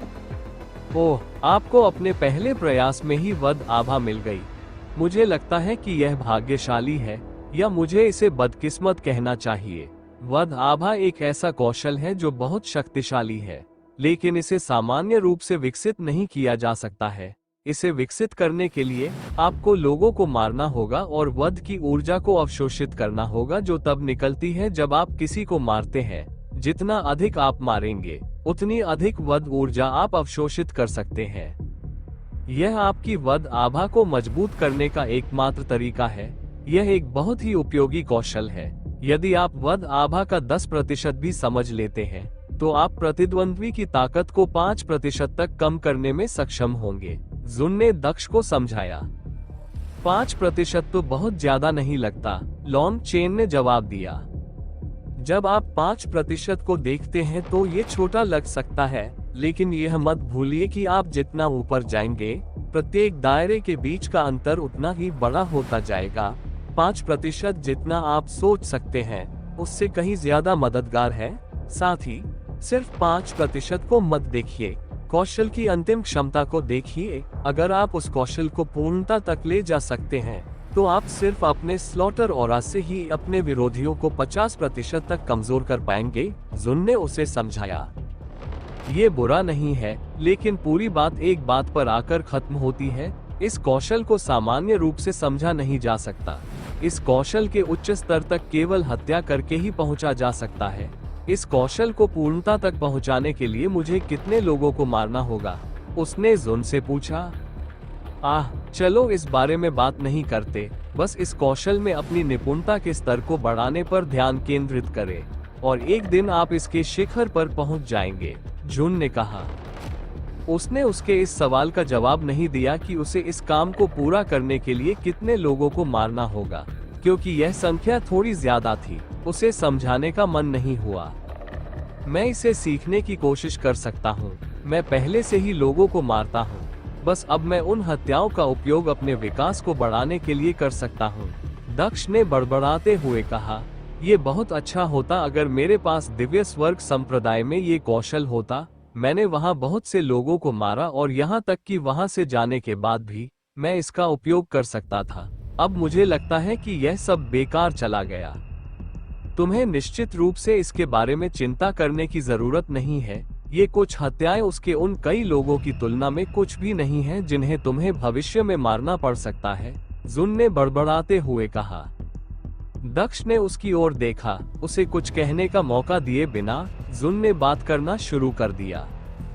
खैर, दूसरा कौशल चुनो, हमें और भी स्थानों पर जाना है, जुन ने उससे कहा। ठीक है। दक्ष कमरे में घूमने लगा। हालांकि सभी गोले एक जैसे दिख रहे थे, फिर भी वो उस गोले को चुनना चाहता था जो कमरे के कोने में था, उससे सबसे दूर। हालांकि वह जानता था कि ये सभी गोले यादृच्छिक थे, और सबसे दूर वाले को चुनने का मतलब यह नहीं था कि उसे बेहतर कौशल मिलेगा। फिर भी उसने अपने दिल की बात मानने का फैसला किया। आखिरकार ये सब उस समय भाग्य पर आधारित था। वह अपने से सबसे दूर वाले कौशल को चुनकर अपनी किस्मत को और आगे बढ़ाना चाहता था। वो कमरे के कोने में पहुंचा और उस गोले की ओर देखा जो चुपचाप वहां तैर रहा था। चलो बस उम्मीद करते हैं कि यह भी कुछ अच्छा ही होगा। यह इस कमरे से कोई हुनर चुनने का मेरा आखिरी मौका है। कृपया कोई बेकार हुनर मत बनो, दक्ष ने अपना हाथ बढ़ाते हुए कहा। उसकी उंगलियों ने प्रकाश के नीले गोले को छुआ, जिससे वो सीधे गायब हो गया। जैसे ही वो गोला उसकी आंखों के सामने से ओझल हुआ, उसके मन में एक कौशल प्रकट हुआ। जिस गोले को उसने अभी अभी छुआ था, उसमें जो कौशल था वो उसके दिमाग में अंकित हो गया। अद्भुत, ये कौशल निश्चित रूप से बेकार नहीं है, दक्ष ने चेहरे पर आश्चर्य के भाव के साथ कहा। दक्ष ने दूसरा कौशल भी चुन लिया था। दूसरा कौशल उसके दिमाग में अंकित हो गया था, जिससे उसे समझ में आ गया कि वह कौशल क्या है। फिर भी वो सिर्फ इसकी विषय वस्तु को पढ़कर कौशल को समझ नहीं सकता था। कौशल को सामान्य कौशल की तरह समझना था। उसे सिर्फ कौशल की विषय वस्तु मिली, लेकिन समझ नहीं। तुम्हें कौन सा कौशल प्राप्त हुआ? जुन ने दक्ष से पूछा। इसे मार्शल कौशल कहना थोड़ा गलत होगा। यह एक साधना मैनुअल है, दक्ष ने उसे बताया। एक साधना पुस्तिका? मुझे इसका नाम बताओ, शायद मुझे इसके बारे में पता हो, जुन ने चेहरे पर जिज्ञासा भरी नजर से कहा। दक्ष ने अपने आईपीएस खोले और उस साधना विधि का नाम बुदबुदाया जो उसे कौशल गोले से प्राप्त हुई थी। आत्मा साधना मैनुअल, आत्मा की साधना। वह जून हैरान थी और उसे जवाब देने के लिए कोई शब्द नहीं सूझा। दक्ष को उसकी ऐसी प्रतिक्रिया देखकर अजीब लगा। क्या हुआ? क्या ये कोई शापित कौशल है या कुछ और? दक्ष ने उससे पूछा। उसे गंभीरता से लगा कि कौशल में कुछ गड़बड़ है जिसके कारण वह ऐसी प्रतिक्रिया दे रही है। बिल्कुल नहीं, यह कोई शापित कौशल नहीं है। ये सिर्फ वही कौशल है जो दक्ष सेन को मिला था जब उसने अपना दूसरा परीक्षण पूरा किया था। ये पहली बार है जब आपको वह कौशल मिला है जिसे उसने विकसित किया था, जुन ने उससे कहा। मैंने जो समझा उसके अनुसार यह एक अच्छा कौशल है। मुझे नहीं पता था कि आत्मा की साधना भी संभव है, दक्ष ने बड़बड़ाते हुए कहा। बेशक, आत्मा की साधना भी संभव है। आत्मा शरीर जितनी ही महत्वपूर्ण है। आप दानव सम्राट काया का उपयोग करके शरीर की साधना करते हैं, और अब आप इसका उपयोग करके आत्मा की साधना कर सकते हैं। आपको केवल एक ही बात याद रखने की जरूरत है कि जिस आत्मा की बात की गई है वह आपकी असली आत्मा है, न कि आपकी मार्शल आत्मा, जुन ने समझाना शुरू किया। हालांकि तुम्हारी मार्शल स्पिरिट मजबूत है और तुम्हारा शरीर मजबूत है, लेकिन तुम्हारी असली आत्मा अभी भी एक बच्चे की आत्मा की तरह कमजोर है। यही कारण है कि जब म्यू ने तुम्हारी मार्शल स्पिरिट पर हमला किया था, तब तुम इतने दर्द में थे। भले ही तुम्हारी मार्शल स्पिरिट को इससे चोट नहीं पहुंची थी, लेकिन तुम्हारी असली आत्मा को चोट पहुंची थी, और इसीलिए तुम्हें दर्द महसूस हो रहा था, जून ने दक्ष से कहा। मैं जानता हूँ कि मेरी असली आत्मा मेरी मार्शल आत्मा नहीं है। वे दोनों अलग अलग तत्व है। मेरी असली आत्मा मेरे जन्म से ही मेरे साथ थी, जबकि मार्शल आत्मा तभी टीम में शामिल हुई जब मैं आत्मा स्थापित राम तक पहुंच गया। लेकिन फिर भी जो मैं देखता हूँ, ये कौशल केवल किसी व्यक्ति की आत्मा को मजबूत करने के बारे में नहीं है, दक्ष ने जवाब दिया। इसलिए मैंने कहा कि यह कौशल इतना सरल नहीं है। आप अपनी आत्मा को मजबूत कर सकते हैं, जो आपकी आत्मा को आत्मा आधारित हमलों के खिलाफ अधिक प्रतिरोधी बना देगा, और आप खुद को ऐसी स्थितियों से बचा सकते हैं। इसके अलावा आप आत्मा के हमलों का खुद भी इस्तेमाल कर सकते हैं। यह मुख्य हिस्सा भी नहीं है। मुख्य बात यह है कि यदि आप इसे अपने चरम पर ले जाते हैं, तो आपकी आत्मा आपके शरीर के मरने के बाद भी जीवित रहने में सक्षम होगी, जुन ने कहा। क्या यह आत्माओं के समान नहीं है? वे भी असली थे। मैंने सोचा था कि अधिक शक्तिशाली साधकों के पास आत्माएं होती हैं जो उन्हें मृत्यु के बाद भी जीवित रख सकती हैं, दक्ष ने उससे कहा। ये सच नहीं है, कम से कम नश्वर लोगों के लिए तो नहीं। स्वर्ग के देवता अपने शरीर के नष्ट हो जाने के बाद भी जीवित रह सकते हैं, इसीलिए उन्हें सच्चे अमर कहा जाता है, न कि मनुष्य जो नश्वर क्षेत्र तक पहुंचने के लिए साधना करते हैं। देवताओं की आत्माएं होती हैं जो अपने शरीर के नष्ट हो जाने के बाद भी तब तक जीवित रह सकती हैं जब तक वे चाहें, जब तक कोई ऐसा तरीका न अपनाए जिससे उनकी आत्मा भी नष्ट हो जाए, या वे अपने शरीर के साथ अपनी आत्मा का भी बलिदान कर दे, जुन ने उत्तर दिया। उन्होंने कहा, उनके अलावा मनुष्य ऐसा नहीं कर सकते। एक बार जब आप मर जाते हैं, तो आपकी आत्मा पुनर्जन्म के चक्र में चली जाती है। देवताओं के विपरीत मनुष्यों के पास कोई विकल्प नहीं है। मैंने जो आत्माएं देखी, उनके बारे में क्या? वे असली थी। और मुझे यकीन है कि वे देवता नहीं थे। दक्ष ने उसे जवाब दिया। वह ईमानदारी से उसकी बातों पर विश्वास नहीं करता था कि मानव आत्माएं मरने के बाद जीवित नहीं रह सकती, क्योंकि वह पहले ही दिव्य स्वर्ग संप्रदाय के अंदर 2 ऐसी आत्माओं के संपर्क में आ चुका था। अगर वह दिव्य स्वर्ग संप्रदाय में नहीं गया होता तो वह उस पर विश्वास कर लेता, लेकिन वहां जाकर आत्माओं से मिलने के बाद उसे उस पर विश्वास करना असंभव लगा। उस बुरे व्यक्ति के लिए जो दिव्य स्वर्ग संप्रदाय से था, स्वर्ग से आए किसी देवता की आत्मा होना असंभव था। मैं इस बारे में बात नहीं कर रहा हूँ। जो लोग आत्मा बन गए, उन्होंने इसे प्राप्त करने के लिए कुछ अपरंपरागत तरीकों का इस्तेमाल किया, जिससे उनकी आत्मा का आधा या उससे अधिक हिस्सा नष्ट हो गया। मृत्यु के बाद आत्मा बनने का एक और तरीका भी है। यह एक अंधेरे कलाकृति का उपयोग करना है, लेकिन तब आप या तो एक नासमझ आत्मा बन जाएंगे या अपनी अधिकांश यादें खो देंगे और अनंत काल तक भटकते रहेंगे जब तक कि आप अवचेतन लक्ष्य को प्राप्त नहीं कर लेते जिसके कारण आपने आत्मा बनने का फैसला किया था, जुन ने समझाते हुए कहा। तो आत्मा की अमरता प्राप्त करने का एकमात्र वास्तविक तरीका भगवान बनना है या इस कौशल को अपने चरम तक विकसित करना है? मुझे लगता है कि मुझे पता है कि कौन सा विकल्प आसान है, दक्ष ने हंसते हुए कहा। दक्ष सेन ने भी इस कौशल को समझ लिया है न? उसे इसे अपने चरम पर पहुंचने में कितना समय लगा? उसने जून से पूछा। तुम्हें हुनर तो आ गया है न? तुम यहाँ समय क्यों बर्बाद कर रहे हो? चलो, तुम्हें और भी पुरस्कार मिलने वाले हैं। यहाँ समय बर्बाद करने का कोई कारण नहीं है, जुन ने उससे कहा और वो दरवाजे की ओर उड़ने लगी। आह, ठीक है, मुझे जवाब मत दो, दक्ष ने मुस्कुराते हुए कहा और दरवाजे की ओर चलने लगा।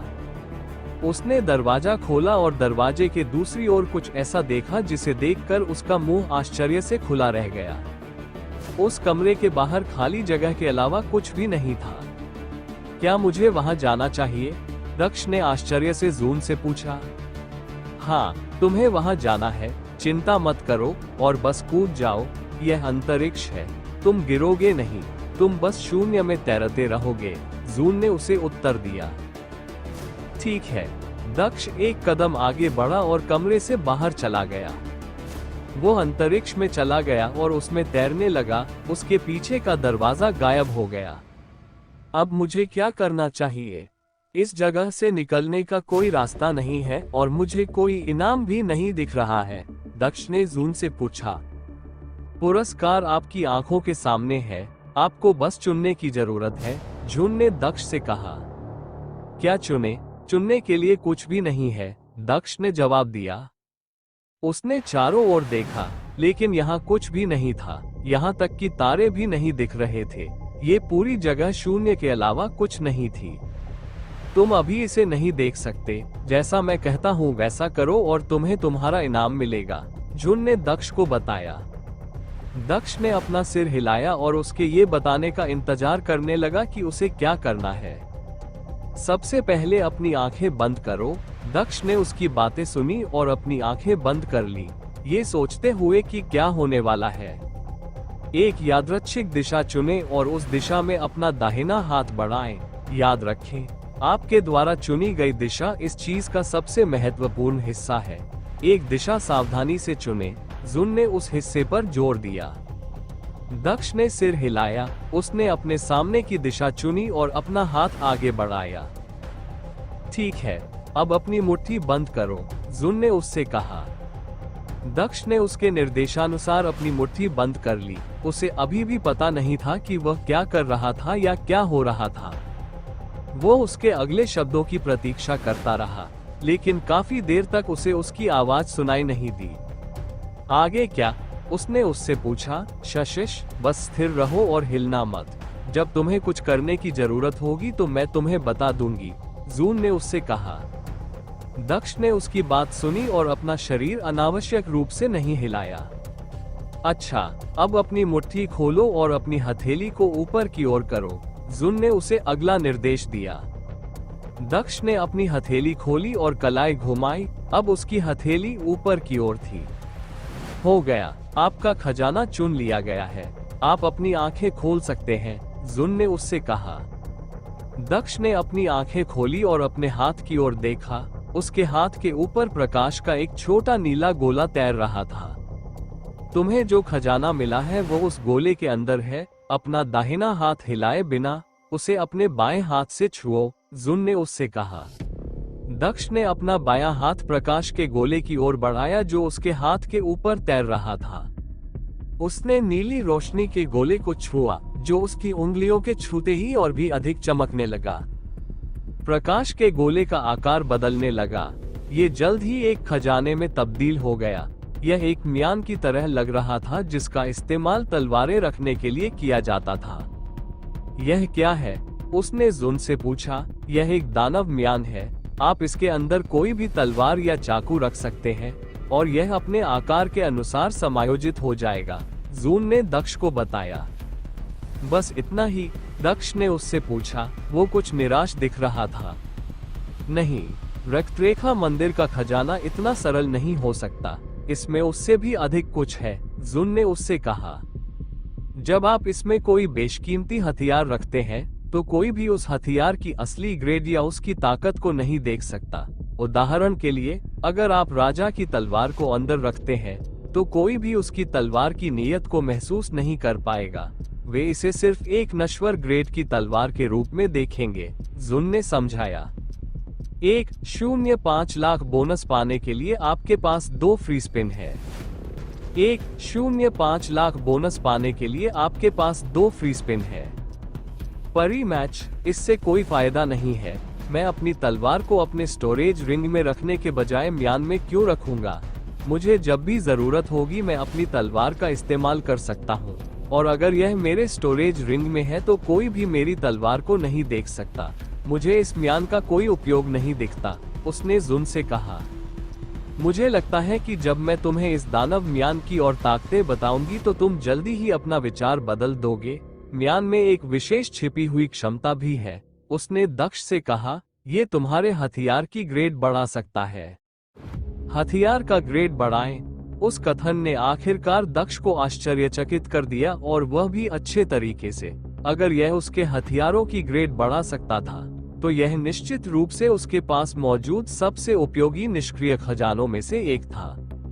हाँ, यदि आप एक नश्वर श्रेणी की तलवार को दानव म्यान के अंदर रखते हैं तो ये 2 महीने में एक आत्मा श्रेणी की तलवार बन जाएगी, जून ने उससे कहा।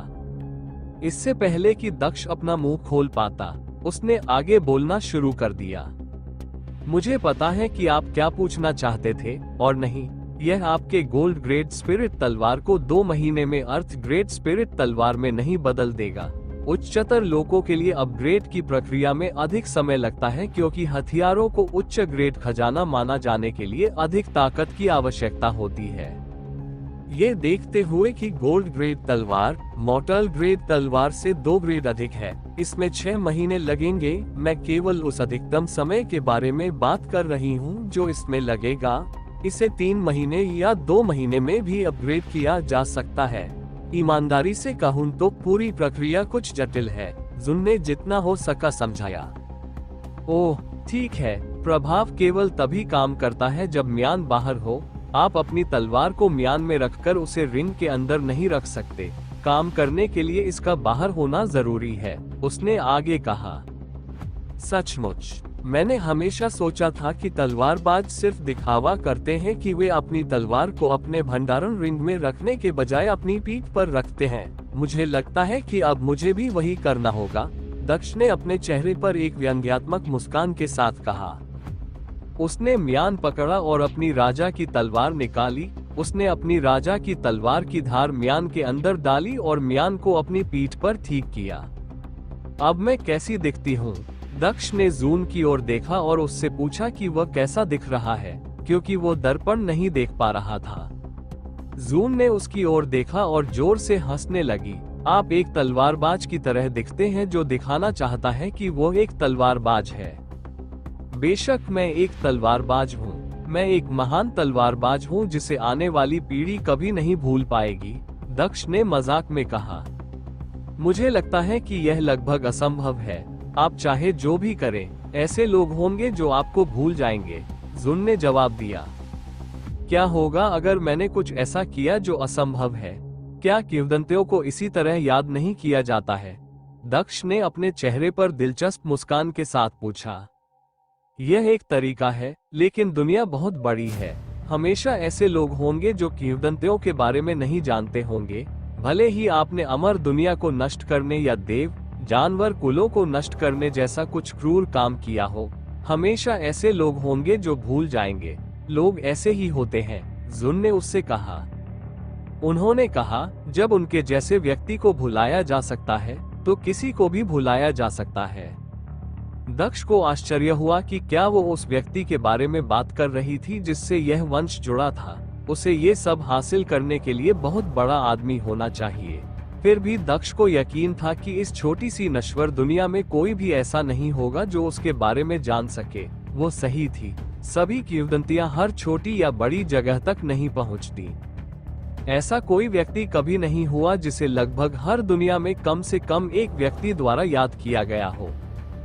दक्ष को नहीं पता था कि वह इतिहास पर अपनी छाप छोड़ पाएगा या नहीं, लेकिन उसके अविस्मरणीय किंवदंती बनने की संभावना बहुत कम थी। यहाँ तक कि उसे खुद भी विश्वास नहीं था कि यह संभव है। लेकिन बात यह है कि उसे नहीं पता था कि भविष्य में उसके लिए कुछ पूरी तरह से अप्रत्याशित छिपा हुआ है। यदि वह भविष्य या अपनी यात्रा का अंत देख पाता तो उसकी सारी उम्मीदें उलट जाती।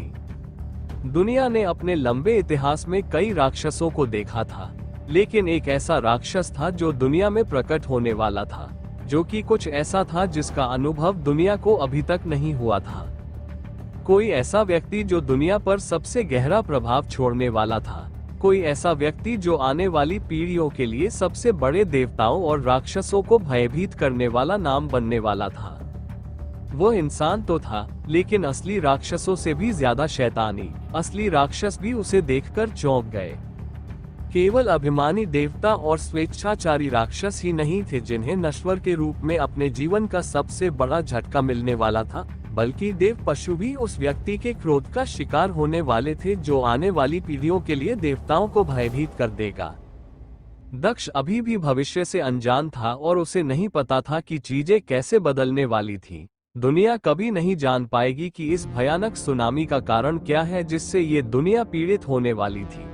केवल दो लोग ही थे जो इस सब के कारणों की पूरी सीमा को देख पाएंगे। एक था दक्ष और दूसरा था ट्रेजर स्पिरिट जो उसके बगल में तैर रहा था।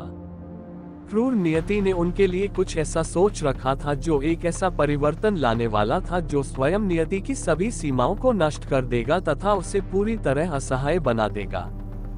जब दक्ष अपने भविष्य से अनजान शून्य को देख रहा था तो इस दुनिया में एक और व्यक्ति था, एक ऐसा व्यक्ति जिसने सब कुछ शुरू किया था। दुनिया के एक सुदूर कोने में एक अंधेरे खंडहर के अंदर जो किसी जेल जैसा दिखता था, एक छोटा बच्चा बैठा हुआ था। वो अंधेरे में अकेला बैठा था जो सबसे अंधेरी रात से भी अधिक गहरा था। उसकी आंखें खाली आंखों से आगे की ओर देख रही थी।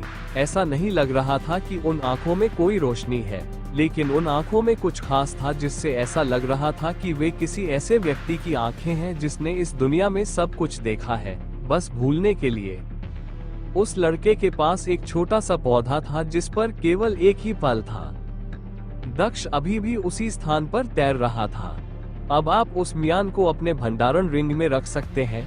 अगर आप इसे रक्तरेखा मंदिर में खुले में रखेंगे तो ये काम नहीं करेगा।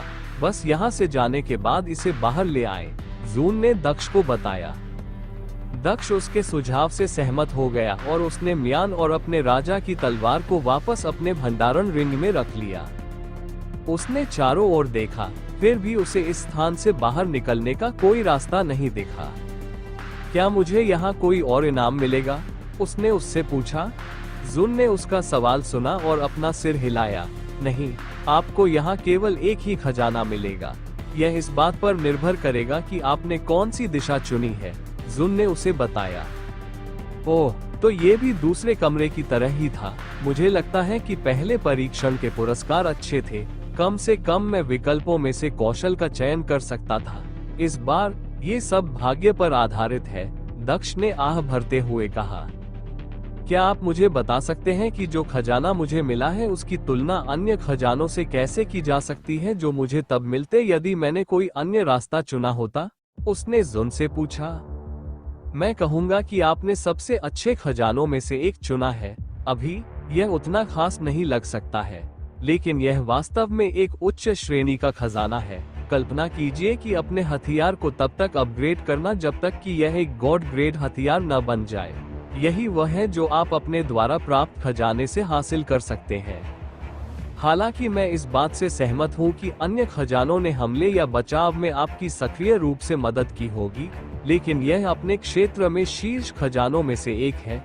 यह इस स्थान पर प्राप्त होने वाले सबसे उपयोगी निष्क्रिय खजानों में से एक है, जुन ने उसे बताया। उन्होंने कहा, इसके अलावा उस विकल्प के बारे में चिंता मत कीजिए। आगे आपको कुछ विकल्प मिलेंगे और चुनना आप पर निर्भर होगा। ये सुनकर अच्छा लगा। वैसे भी अगर मुझे यहाँ कोई खजाना नहीं मिलने वाला तो मैं यहाँ से कैसे निकलूं?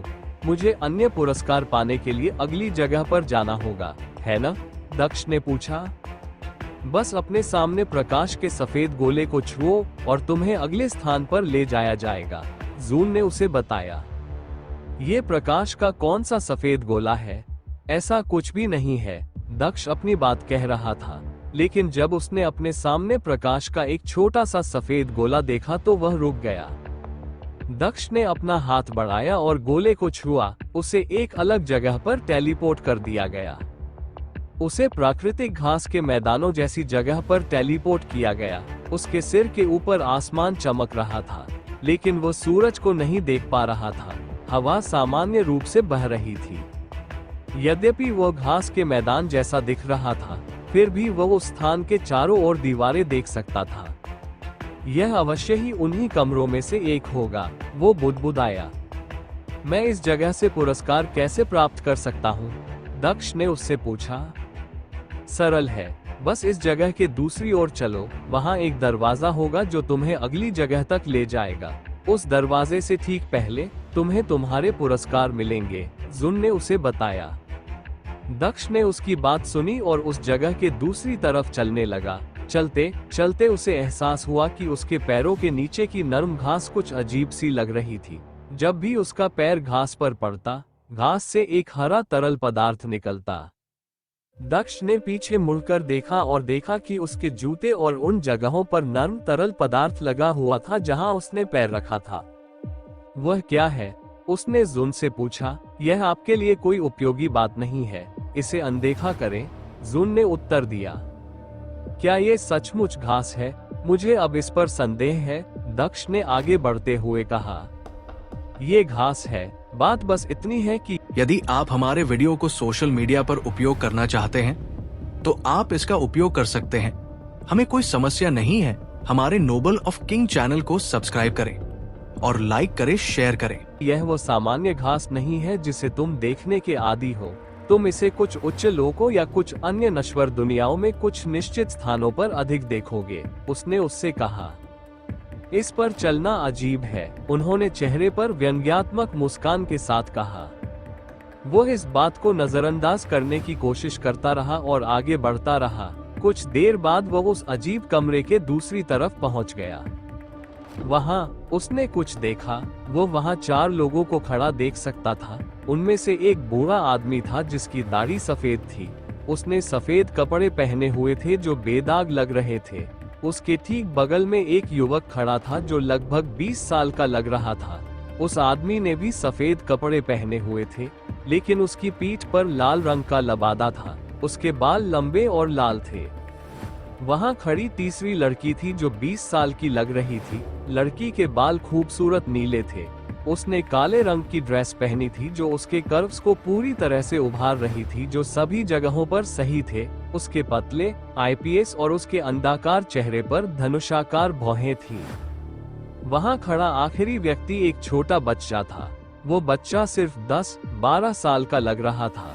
उसने वही कपड़े पहने थे जो उस बूढ़े आदमी के कपड़ों से बिल्कुल अलग थे। उसके सारे कपड़े काले थे जो उसके काले बालों से काफी मेल खा रहे थे। दक्ष चेहरे पर जिज्ञासा लिए उनके करीब चला गया। वह काफी दूर था, इसलिए वो उनके बारे में छोटी छोटी बातें नहीं देख सका। वे कौन है? उसने जुन से पूछा। जब तुम उनके पास पहुंचोगे तो तुम्हें पता चल जाएगा। तुम्हारा इनाम तुम्हारे सामने खड़ा है, जुन ने मुस्कुराते हुए कहा। दक्ष ने चेहरे पर संदेह भरी नजर से उसकी ओर देखा और आगे चलने लगा। कुछ मिनटों के बाद वो उन 4 लोगों के पास पहुंच गया। जब वो वहां पहुंचा तो उसने अंततः कुछ ऐसा देखा जिससे उसे एहसास हुआ कि क्या हो रहा था। वे सांस नहीं ले रहे हैं। क्या वे कठपुतली हैं? दक्ष ने उससे पूछा। वो देख सकता था कि उसके सामने खड़े 4 लोग सांस नहीं ले रहे थे। वे बस वहीं खड़े थे, मानो उन्हें पता ही न हो कि क्या करना है। हाँ, ये कठपुतलियां हैं। तुम इनमें से किसी एक को चुन सकते हो। उन सभी में बराबर ताकत है, जुन ने दक्ष से कहा। यही तो तुम चुनना चाहते थे। वाह, वे किसी भी कठपुतली की तुलना में अधिक जीवंत दिखती हैं जो मैंने कभी देखी है। अगर मैंने यह नहीं देखा होता कि वे सांस नहीं ले रही थी, तो मैं यह अनुमान नहीं लगा पाता कि वे कठपुतली थीं। दक्ष ने कठपुतलियों को देखना शुरू करते हुए कहा। आमतौर पर कठपुतलियों को पहचानना आसान था क्योंकि वे सभी मृत दिख रही थी। उनके चेहरे थोड़े बेजान दिख रहे थे। ऐसी कई और चीजें थीं जो किसी कठपुतली को पहचानने में मदद कर सकती थी, लेकिन उसके सामने खड़े लोग उनसे बिल्कुल अलग दिख रहे थे। अगर उसने नहीं देखा होता कि वे सांस नहीं ले रहे थे, तो उसे लगता कि वे जीवित हैं। उनमें से एक को चुनिए और फिर मैं आपको उनके बारे में और बताऊंगा। वे काफी अच्छे हैं, मुझे यकीन है कि आपको वे पसंद आएंगे, जुन ने मुस्कुराते हुए कहा। दक्ष ने दाईं ओर खड़े बूढ़े आदमी से शुरुआत की।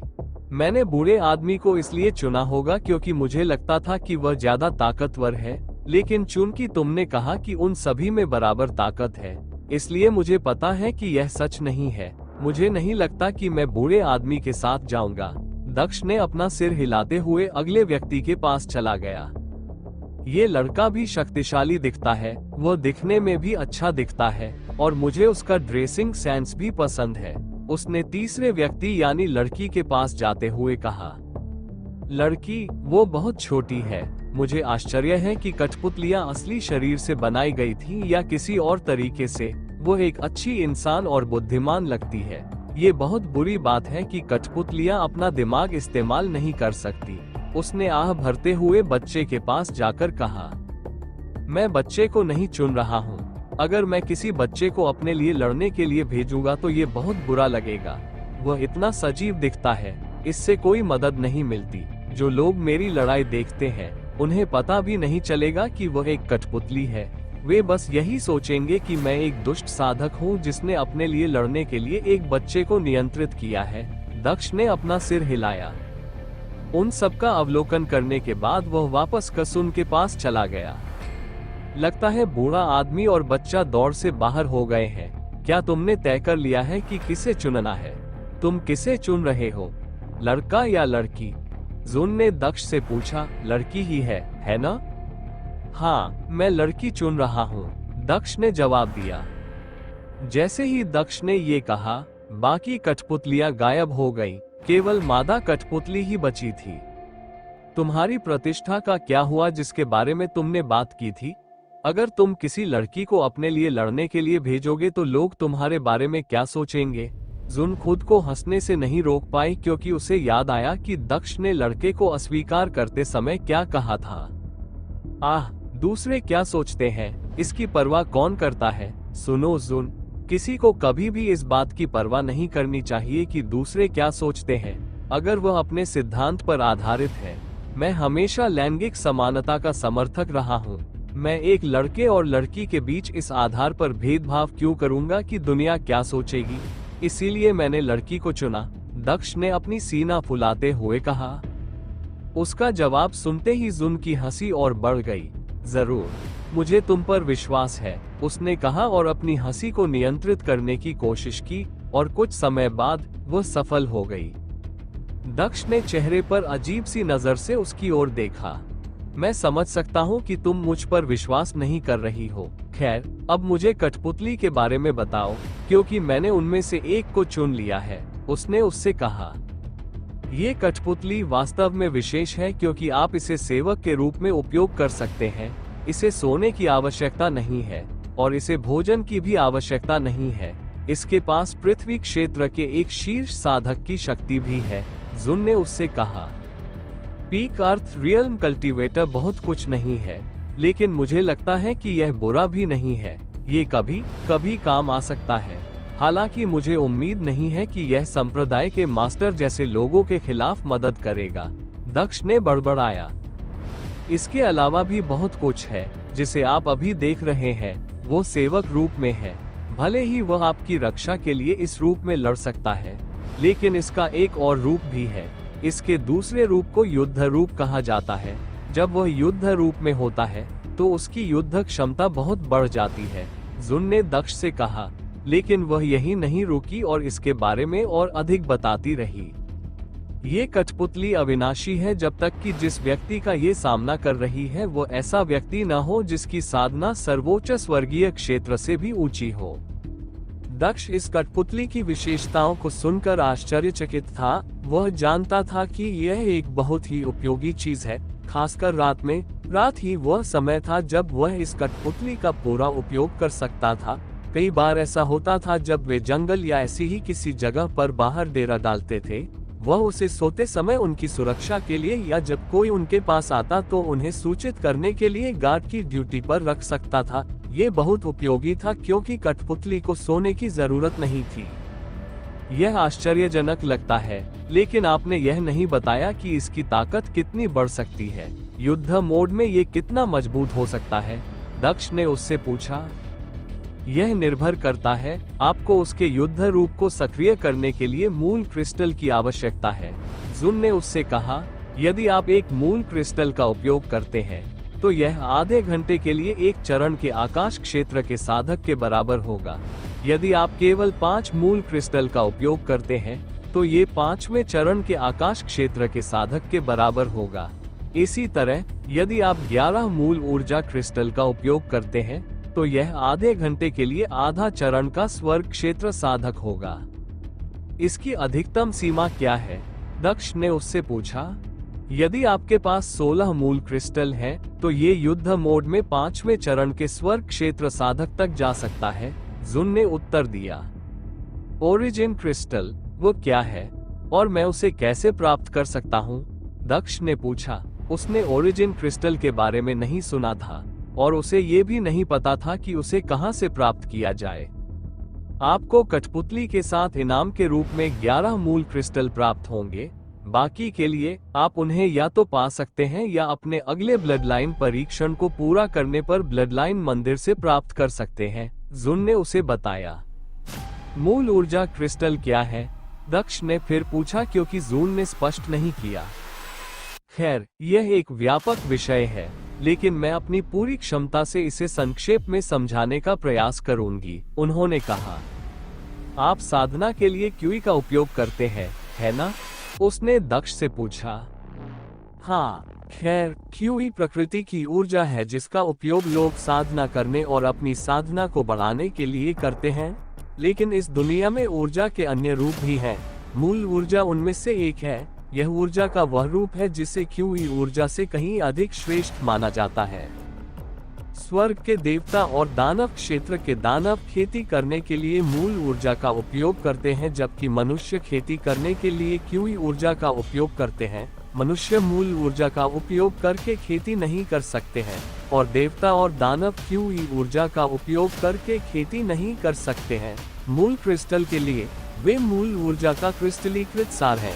वे क्यूई क्रिस्टल के समान हैं जिन्हें मनुष्य खेती के संसाधनों के रूप में खेती करने के लिए उपयोग कर सकते हैं। कठपुतलियों के युद्ध मोड को सक्रिय करने के लिए आपको उन मूल क्रिस्टल की आवश्यकता है। जून ने दक्ष को समझाना समाप्त किया। तो मुझे मूल क्रिस्टल की आवश्यकता है। मुझे क्यूई क्रिस्टल भी नहीं मिल रहे हैं जो यहाँ दुर्लभ है। मैं मूल क्रिस्टल कैसे खोजूं? दक्ष ने उससे पूछा। आप कुछ पा सकते हैं, यह असंभव नहीं है। नश्वर दुनिया के लोग मूल ऊर्जा के बारे में नहीं जानते हैं और वे मूल क्रिस्टल में मूल ऊर्जा को महसूस नहीं कर सकते हैं। हालांकि इस ग्रह पर मूल ऊर्जा की कमी के कारण यहाँ मूल ऊर्जा क्रिस्टल होने की संभावना कम है। लेकिन यहाँ निश्चित रूप से कुछ ऐसे होंगे जो बने होंगे। आपके पास सबसे बड़ा लाभ ये है कि लोगों को इसके बारे में पता नहीं है, इसलिए कोई भी ओरिजिन क्रिस्टल को अपनी तिजोरी में नहीं रखेगा। सबसे अधिक संभावना है कि उनका उपयोग लोगों के लिए सहायक उपकरण के रूप में किया जाएगा। बस अपने आस पास नजर रखें और आप उन्हें आसानी से पा सकते हैं, जुन ने मुस्कुराते हुए कहा। वैसे भी आपको कठपुतली को अपने साथ बांधना चाहिए ताकि आप मूल क्रिस्टल प्राप्त कर सकें, उसने दक्ष से कहा। उसे कैसे बांधें? दक्ष ने उससे पूछा। ये जानवरों को वश में करने जैसा ही तरीका है, जुन ने दक्ष से कहा। दक्ष ने सिर हिलाया और कठपुतली की ओर बढ़ा। उसने अपनी उंगली काट ली, जिससे उसमें से रक्त बहने लगा और रक्त की बूंदें कठपुतली के सिर पर गिरने लगी। जैसे ही रक्त की बूंदें मादा कठपुतली को छुई, उसने अपनी आंखें खोल दी। मास्टर, कठपुतली ने दक्ष को एक घुटने पर बैठते हुए अभिवादन किया। वो बोल सकती है? दक्ष ने आश्चर्य से जून से पूछा। वो न केवल बोल सकती है बल्कि और भी बहुत कुछ कर सकती है। वो एक सामान्य लड़की की तरह होगी जो कुछ भी कर सकती है। उसके पास चतुराई भी है और वह कभी कभी आपकी सुरक्षा के लिए खुद ही निर्णय ले लेगी, भले ही आप उसे आदेश न दें। एकमात्र चीज जो वह नहीं कर सकती है वह ये है कि वह कभी भी आपकी आज्ञा का उल्लंघन नहीं कर सकती है और वह कभी भी आपको नुकसान पहुंचाने के बारे में नहीं सोच सकती है। इसकी वफादारी अटूट है, जुन ने उत्तर दिया। दिलचस्प है। तो यह एक असली लड़की की तरह है, बस फर्क इतना है कि यह असली नहीं है और यह जीवित नहीं है। यह मुझे हमारी दुनिया के रोबोट की याद दिलाता है, दक्ष ने सोचा। खड़े हो जाओ, उसने लड़की से कहा। लड़की उसकी आज्ञा का पालन करते हुए खड़ी हो गई। तुम्हारा नाम क्या है? दक्ष ने लड़की से पूछा। मेरा कोई नाम नहीं है गुरुजी, क्या आप मुझे कोई नाम बता सकते हैं? लड़की ने दक्ष से पूछा। आह, ठीक है, तुमने सही व्यक्ति से पूछा। जब नामकरण की बात आती है तो तुम्हारे गुरु एक विशेषज्ञ हैं, दक्ष गर्व से हंसा। कसुन अपनी आंखें घुमाने से खुद को रोक नहीं सकी। अब से तुम्हारा नाम जिया होगा, दक्ष ने लड़की से कहा।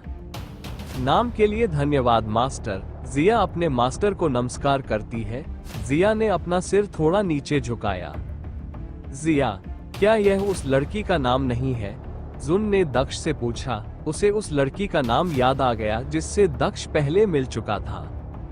हाँ, यह वही नाम है जो मुझे अपने पहले ट्रायल से अभी भी याद है। यह उसका नाम है, दक्ष ने कहा, जब उसे उस लड़की की याद आई जिसे वह पीछे छोड़ आया था।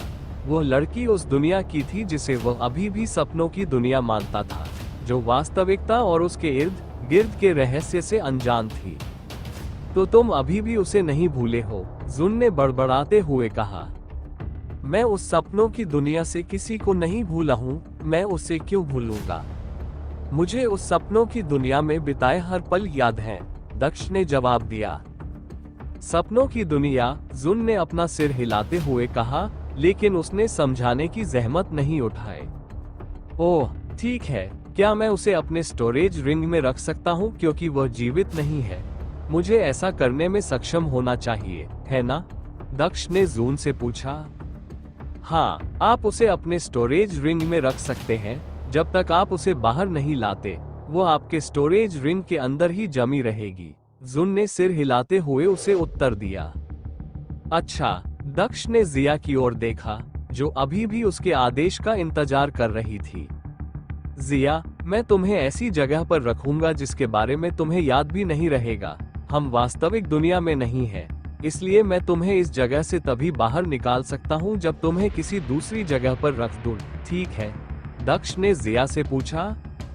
जिया समझती है मास्टर, जिया ने एक असली लड़की की तरह जवाब दिया। उसके हाव भाव भी एक असली इंसान की तरह थे। कोई भी गंभीरता से यह अनुमान नहीं लगा सकता था कि वह एक असली लड़की नहीं थी जब तक कि वे उसे असाधारण रूप से ध्यान से न देखें। दक्ष ने जिया को अपनी स्टोरेज रिंग में भेजा। उसने जुन की ओर देखा। आप जानते हैं, मुझे कहना होगा, जिया, इस बार मुझे मिला सबसे अच्छा इनाम है। वह एक वास्तविक व्यक्ति की तरह है जो जरूरत पड़ने पर मेरी रक्षा कर सकती है, और जब मैं ऊब रहा होता हूँ तो मैं उससे बात भी कर सकता हूँ। मुझे इस बार का इनाम पिछली बार से ज्यादा पसंद है, उसने जुन से कहा। बेशक तुम्हें लड़की ज्यादा पसंद आएगी। मुझे यकीन है कि अगर तुम्हें ये किसी बूढ़े आदमी की कठपुतली मिलती तो तुम्हें यह उतना पसंद नहीं आता, जुन ने हंसते हुए कहा। तब तुम शिकायत करोगे कि तुम्हें कोई विकल्प नहीं मिला। तुम चाहो तो ऐसा सोच सकती हो। मुझे नहीं लगता कि मैं जो कुछ भी कहूंगा उससे तुम कुछ और सोचोगी, दक्ष ने चेहरे पर एक व्यंग्यात्मक मुस्कान के साथ कहा। वो दरवाजे की ओर चला और उसके पास रुक गया। वैसे भी यहाँ कोई और खजाना तो नहीं है ना? क्या मैं ये जगह छोड़ सकता हूँ? उसने दरवाजा खोलने से पहले जुन से पूछा। जुन ने अपना सिर हिलाकर इस बात से इनकार किया कि यहाँ कोई और खजाना है। आप दरवाजा खोल सकते हैं और इस दरवाजे के माध्यम से अगले कमरे में जा सकते हैं, जुन ने उसे उत्तर दिया। दक्ष ने दरवाजा खोला और कमरे से बाहर निकलकर नए कमरे में चला गया। नया कमरा कुछ ऐसा था जहां दक्ष पहले भी गया था। उसने कमरे को उसी कमरे के रूप में पहचाना जहां उसने अपनी पहली परीक्षा समाप्त करने के बाद कीमियागर ज्ञान प्राप्त किया था। मुझे ये जगह याद है, दक्ष ने बड़बड़ाते हुए कहा। पूरा कमरा खाली था, लेकिन दीवारों पर कई तरह की आकृतियां उकेरी गई थी। एक नक्काशी ऐसी थी जो पौधे जैसी लग रही थी, एक ऐसी थी जो तलवार जैसी लग रही थी, एक नक्काशी ऐसी थी जो कुछ हद तक सूरज जैसी लग रही थी। वहाँ एक घोड़ा, एक सिंहासन, एक हथौड़ा, एक बांसुरी और भी बहुत कुछ था। वहाँ सैकड़ों पैटर्न थे जो बेतरतीब स्ट्रोक जैसे लग रहे थे और शब्दों जैसे लग रहे थे, लेकिन वो उनमें से किसी को भी नहीं पहचान पाया। मुझे किसी पेशे का ज्ञान प्राप्त करने के लिए पिछली बार की तरह उनमें से एक को चुनना होगा, उसने जुन से पूछा। हाँ, ये पिछली बार जैसा ही है। एक पैटर्न चुने और उसे छुएं, आपको इसका ज्ञान प्राप्त होगा, जुन ने उससे कहा। क्या तुम मुझे चुनने में मदद कर सकती हो? मुझे नहीं पता कि उनमें से अधिकतर का क्या मतलब है, दक्ष ने उससे पूछा। मैं आपकी कोई मदद नहीं कर सकता, मैं आपको उससे अधिक नहीं बता सकता। यदि आप हमारे वीडियो को सोशल मीडिया पर उपयोग करना चाहते हैं तो आप इसका उपयोग कर सकते हैं। हमें कोई समस्या नहीं है। हमारे नोबल ऑफ किंग चैनल को सब्सक्राइब करें और लाइक करें, शेयर करें। जितना बताने की मुझे अनुमति है, जुन ने उत्तर दिया।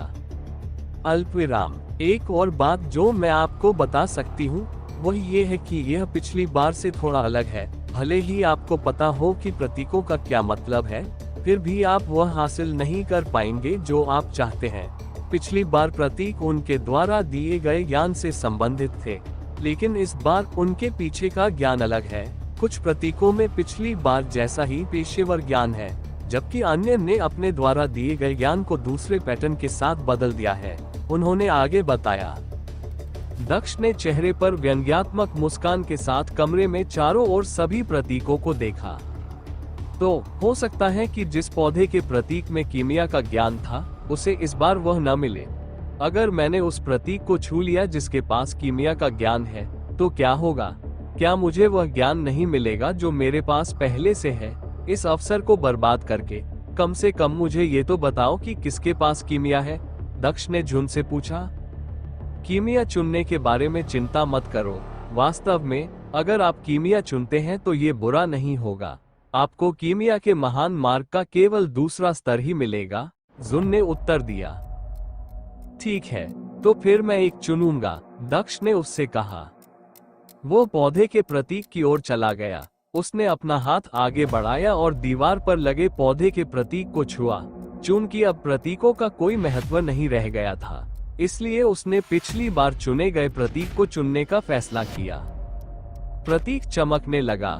दक्ष को अपने दिमाग में सूचना का प्रवाह महसूस हो रहा था। उसने प्रतीक से अपना हाथ हटाए बिना सूचना को पूरी तरह से अपने दिमाग में अंकित होने दिया। जानकारी का हस्तांतरण पूरा हो गया था। पिछली बार ज्ञान प्राप्त करने के बाद दक्ष अपनी चेतना खो बैठा था, लेकिन इस बार वो पूरी तरह से ठीक था। उसे केवल सिरदर्द हो रहा था, लेकिन वो अभी भी होश में था। तुम्हें क्या मिला? जुन ने दक्ष से पूछा। फॉर्मेशन मास्टर, दक्ष ने चेहरे पर एक व्यंग्यात्मक मुस्कान के साथ कहा। मुझे लगता है कि यह मेरे लिए सबसे बुरा नहीं होगा, उसने कहा और उसकी ओर देखा। सच है, इन प्रतीकों में से एक में सफाई का ज्ञान भी था। मुझे वास्तव में खुशी है कि आपको वह प्राप्त नहीं हुआ, अन्यथा मुझे आने वाले वर्षों में आपके श्रापों को सहना पड़ता। जुन ने हंसते हुए कहा और उस तलवार के प्रतीक की ओर इशारा किया जो पौधे के प्रतीक के ठीक बगल में था। तलवार के प्रतीक को सफाई का ज्ञान था। क्या तुम गंभीर हो या तुम हत्या को सफाई कह रही हो? उसने उससे पूछा। नहीं, मेरा मतलब सचमुच सफाई से है। अगर आपने तलवार के प्रतीक को छुआ होता तो आपको दुनिया के सबसे अच्छे सफाई कर्मी का ज्ञान प्राप्त होता, जुन ने हंसते हुए कहा। उन्होंने उससे कहा, मैं अब तक का सबसे बड़ा अवसर गंवाने से बच गया। तलवार के प्रतीक को देखते हुए दक्ष तनाव महसूस कर सकता था। उसने तलवार के प्रतीक को न चुनने पर राहत की सांस ली। उसने पहले तलवार के प्रतीक को चुनने पर गंभीरता से विचार किया था, इससे पहले कि जुन ने उसे बदले गए प्रतीकों के बारे में बताया। चलो अब यहाँ से चले जाओ, क्योंकि मुझे मेरा इनाम मिल गया है। अब आगे क्या होगा? दक्ष ने उससे पूछा। आगे क्या होगा? तुम्हें पहले ही बहुत सारी चीजें मिल चुकी है और तुम अभी भी अगली चीज चाहती हो। कुछ अगली परीक्षा के लिए छोड़ दो, जुन ने मुस्कुराते हुए कहा। कमरा ऐसे मुड़ने और घूमने लगा जैसे कि यह एक भ्रम था जिसे विकृत किया जा रहा था। ये सब इस बार के परीक्षण के पुरस्कार हैं, अब जाने का समय है, जुन ने कहा। दक्ष वास्तविक दुनिया में अपने बिस्तर पर जाग उठा। उसने अपने भंडारण रिंग में देखा और स्कैबर्ड, 11 मूल क्रिस्टल और जिया को देखा। उसे ऐसा भी महसूस हुआ जैसे कोई प्रतिबंध हट गया हो। वह महसूस कर सकता था कि उसके शरीर में बिना किसी सीमा के शक्ति का संचार हो रहा है। इससे पहले उसकी लगभग 70% शक्ति प्रतिबंधित थी, लेकिन अब जब उसने अपनी साधना में बहुत अधिक वृद्धि कर ली थी तो वह मुक्त हो गई थी। उसे ऐसा महसूस हो रहा था जैसे उसका रक्त एक ऐसा जानवर था जो अविश्वसनीय शक्ति से भरा हुआ था, जिसे उसने पहले कभी महसूस नहीं किया था। वह अब तक का सबसे मजबूत व्यक्ति था। यह अच्छा लग रहा है। मुझे लगता है कि अब मैं यहाँ से जा सकता हूँ, लेकिन उससे पहले मुझे एक काम करना है। अगर मैं ऐसे ही चला गया तो लोग निश्चित रूप से मुझ पर शक करेंगे। चू मियाओ को भी इसका दोष भुगतना पड़ सकता है। वह चू मियाओ को ऐसे ही पीछे नहीं छोड़ना चाहता था, क्योंकि वह नहीं चाहता था कि उसके कारण उसे झूठ बोलने का दंड भुगतना पड़े। वह आंगन से बाहर निकला।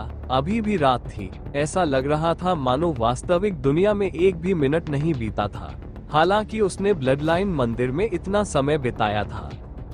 क्या हम ये जगह छोड़ रहे हैं? जुन ने उससे पूछा। अभी जाने से पहले मुझे एक और काम करना है, दक्ष ने बुदबुदाया। उसने अपनी आत्मिक तलवार निकाली और उस पर खड़ा हो गया। तलवार एक विशेष दिशा में उड़ने लगी। दक्ष अब जो करना चाहता था उस पर पूरी तरह से दृढ़ था। वह एक लड़की की सुरक्षा करना चाहता था और अपने कुछ हिसाब बराबर करना चाहता था, ताकि वो अपनी कहानी के इस अध्याय को सबसे अच्छे तरीके से दफना सके।